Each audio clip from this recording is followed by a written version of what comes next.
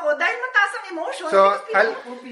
Okay, so si Senator Loren at si Senator Pia finally got in touch with the NBI director. So they're here, they're here in the room. We have to turn off the lights dahil may putukan na nangyayari. Si Senator Pia and si Senator Loren called the NBI director. He said wala daw sila dito dahil pinaalis daw nila dito. So he said, please find out what's happening kasi nagpuputukan. Sabi niya walang magagawa kasi pinaalis. And then he started saying, wag kami magtaas ng boses. What will you do, Director, kung may putukan na at lahat ng staff mo at yung mga usaan mo naka-vest na lahat and hindi malaman mangyayari? What would you do? Hindi ba dapat ang sagot mo, ma'am, sir, I'll go there, I'll make sure you'll help?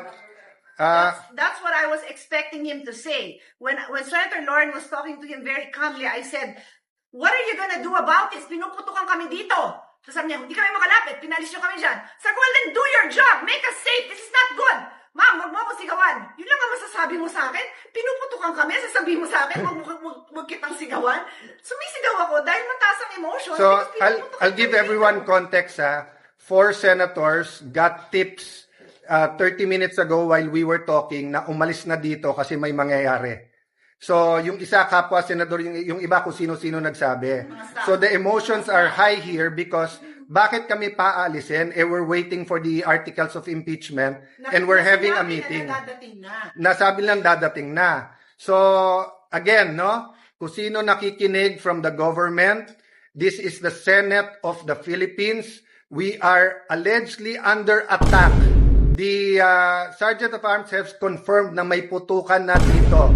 So please, kung sinong nanonood, sinong nakikinig, we expect yung tawagan namin would understand the emotions here and will say we'll do something about it. No? So the rest, mga nasa Senate, turn off the lights, stay low. Kung may active shooters, follow the protocols.